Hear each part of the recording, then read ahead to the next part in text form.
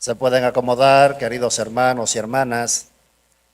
Estamos en el 27º domingo del tiempo ordinario y hoy la Iglesia nos pone como tema central la fe. Vamos a reflexionar sobre la fe en las Sagradas Escrituras, Antiguo Testamento, Nuevo Testamento, y luego actualizándolo un poco a nosotros. Vamos a ver las lecturas que la Iglesia propone para el día de hoy. La primera está tomada del profeta Habacuc. Es un profeta menor y hemos leído del capítulo 1, el versículo 2 y el 3, y del capítulo 2, el versículo 2 y 4. En este texto que hemos escuchado hay una queja de parte del profeta a Dios, y la queja es las desgracias públicas que está teniendo el pueblo ante el reinado del rey Joaquín. Y lo interesante es que en el mismo texto, en esta perícopa que hemos escuchado, Dios responde inmediatamente a las quejas del profeta.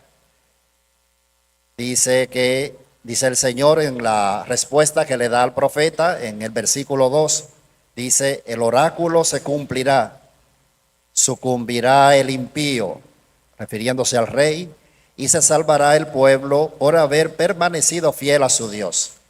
Aparece el primer elemento en este texto y es la fidelidad. El tema de la fidelidad, el pueblo se mantiene fiel y Dios responde a esa promesa que le había hecho. En todas las Sagradas Escrituras y de manera muy particular en el Antiguo Testamento está el tema de la fidelidad. Si el pueblo es fiel, Dios responde. Y eso también se aplica a nosotros. Vamos a ver la segunda lectura que está tomada de la carta del apóstol San Pablo a Timoteo. Esta carta está escrita ya cuando Pablo está cumpliendo su misión, ya Pablo es anciano y está la iglesia naciente, está el cristianismo que va creciendo y se están presentando algunas dificultades. Hay muchos obstáculos para la prédica, para la comunicación del evangelio a las comunidades. Y Pablo comienza algunas enseñanzas. Lo primero que le dice a su amigo Timoteo es que tiene que reaviva la gracia que has recibido cuando te impusimos las manos. La parte de la imposición ya nosotros conocemos que se da en el sacramento del orden. Cuando ordenan al sacerdote, ordenan al obispo, pues hay una imposición de mano de parte del ordenante. Y con esa imposición de mano también transmite los carismas. De ahí que Pablo le dice: recuerda lo que has recibido. Hay momentos difíciles, pero tú tienes unos carismas que tiene que dar a conocer y que inmediatamente, que son dones, Pablo le especifica. Esos carismas son dones que tú has recibido. Está el don de fortaleza, el don de caridad y el don de la prudencia. Fortaleza, prudencia y caridad. Entonces, al recibir la imposición de mano, pues recibe de manera muy particular la fortaleza, pero eso debe de ejecutarlo desde la caridad, debe ejecutarlo desde el amor, sabiendo que pues son dones y los dones son dádiva de Dios. Los dones Dios lo da y lo quita cuando Él lo considere. Y al final le dice, además por la imposición de manos, confiere el carisma de la inquietud por conservar íntegro el depósito de la fe. Es otra exigencia también que le dice Pablo: recuérdate que tú, además de comunicar lo que has recibido, tienes que mantener el mensaje íntegro. Es decir, la palabra de Dios la puede interpretar, pero no puedes cambiar nada. Pablo le da una catequesis a su amigo y hermano Timoteo, dada la situación que estaba viviendo la comunidad. En el Evangelio, que tiene como tema central la fe, lo hemos visto desde el inicio, el evangelista trata de hacer referencia a la fe, pero que esa fe no se puede realizar sin la ayuda de Dios. Ese es el mensaje central del Evangelio de hoy, que esa fe que hemos recibido no se puede realizar sin la ayuda de Dios. Y siguen diciendo algunos comentaristas que además de la ayuda de Dios, de vivir en comunión con Dios, también tenemos que vivir en comunión con la comunidad, en comunión con los hermanos, para que se realice la fe. Y entra entonces el siguiente elemento, y es comunión, la común unión con Dios, común unión con la comunidad, para que se pueda realizar entonces la fe. Viendo esa breve síntesis de los textos que hemos escuchado, pasamos entonces al tema de la fe y su contenido bíblico. La fe aparece en la Biblia como fuente de toda vida religiosa. De ahí que es el eje transversal de las Sagradas Escrituras, el más importante, la fe. Vamos a ver qué dice la fe en el Antiguo Testamento. La fe de Israel tiene por objeto reconocer la intervención de Dios a favor de su pueblo. Podemos leer todos los textos de las Sagradas Escrituras del Antiguo Testamento y vamos a ver esa relación. Primero, que Dios actúa a favor del pueblo de Israel. Otro elemento que aparece con relación a la fe, ya madurando, es la parte de la fe y los profetas. Los profetas denuncian idolatría que mata, dice Oseas 2, del 7 al 15. Pero la fe de Israel estuvo muy centrada en torno al tema de la conquista de Jerusalén.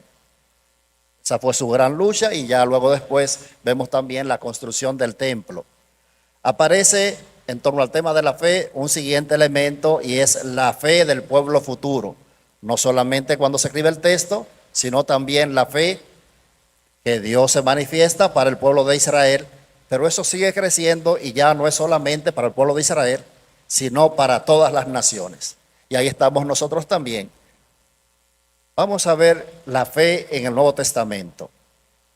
En el Nuevo Testamento la fe se centra en la persona, vida y obra de Jesús. La fe se centra en la persona de Jesús, en su vida y en su obra. Entonces, esa fe de Jesús inmediatamente Jesús la comunica a la comunidad. Vamos a ver algunos textos bíblicos que fortalecen esta parte. La fe de los pobres, Lucas 1, 46, 55. También aparece en Lucas 1, 35, la fe perfecta de la Virgen María, que todos conocemos. Y en Lucas 1, 12, habla un poco de los discípulos. Jesús llama a todos los discípulos y le va comunicando cuál es su misión, cuál es su responsabilidad. Y ya al final de la Biblia, pues se habla de que Jesús, la gran comisión, vayan y hagan discípulos míos, bautizándolos en el nombre del Padre, del Hijo y del Espíritu Santo, que esa es la gran comisión que Jesús les da a los discípulos. Pero inmediatamente va creciendo el grupo de los discípulos, esa fe no se queda ahí en ese pequeño grupo, y ahí entonces entra la fe de la iglesia.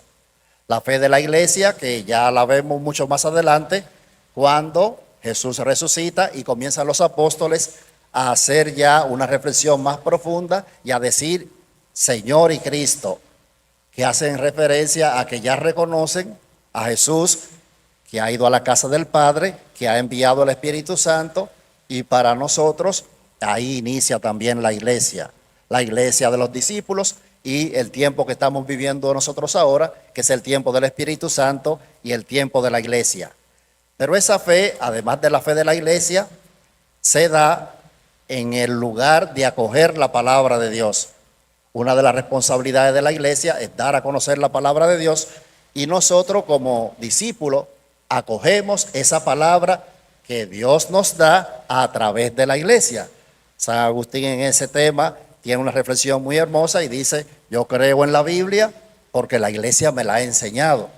Yo creo en la palabra de Dios, en los libros sagrados, porque la iglesia me lo ha enseñado. De ahí que continúa entonces la manifestación de la fe en la iglesia, la fe en la palabra de Jesús, la fe en la persona de Jesús. Y además de eso está la fe como opción apremiante de cada cristiano. Cada uno de nosotros, al recibir la fe a través de los sacramentos, el sacramento del bautismo, ahí entonces estamos también recibiendo todo lo que implica creer en Jesús, en el resucitado. Estamos creyendo en lo que nos propone la iglesia, pero estamos creyendo también que seremos parte de correr la suerte de Jesús. Y la suerte de Jesús fue: Jesús muere por ti, muere por mí, pero no se queda en la muerte. no se queda en la muerte, sino que nos regala la vida eterna. De ahí, queridos hermanos y hermanas, que ya terminando, vamos a ver un poco cómo aplicamos eso a nuestra vida diaria. Y el texto nos lleva inmediatamente a esa transformación que nosotros recibimos a través de la fe, y la iglesia en la reflexión presenta esta parte como la transformación del hombre de parte de Dios. Una vez entonces nosotros somos transformados por una vida de fe, una vida de sacramento, inmediatamente eso debe de verse en la comunidad, y la iglesia habla en esa parte de la transformación de los hombres, no solamente de mi conversión personal, sino de la transformación de la comunidad, de tu espacio de trabajo, de tu lugar, de tu familia, donde te relaciona. Y esa transformación nos lleva, dice la iglesia, a la transformación del hombre para con el mundo.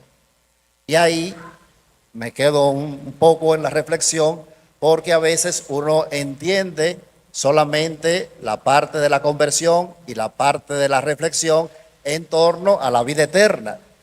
Pero además de la vida eterna, esa conversión debe proyectarse inmediatamente en el aquí y en el ahora.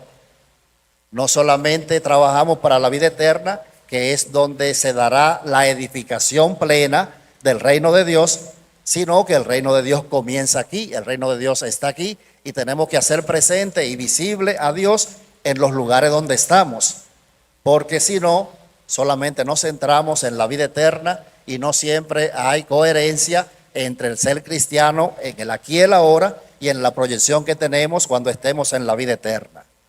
Queridos hermanos y hermanas, vamos a pedir a Dios esa gracia, la gracia de redescubrir la fe que tenemos, y qué mejor forma que hacerlo a través de la Eucaristía, la segunda parte de la misa, en donde solamente desde la fe entendemos el misterio de que un pan, un pedazo de pan y un poco de vino se conviertan en el cuerpo y en la sangre de Jesucristo. Desde la fe lo entendemos, desde la fe lo aceptamos, desde la fe lo vivimos.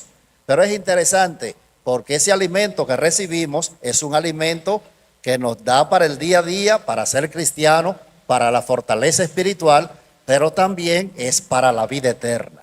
De ahí que en Jesucristo, que se parte, que se comparte, tenemos el alimento para esta vida y también tenemos el alimento para la vida eterna. Que así sea.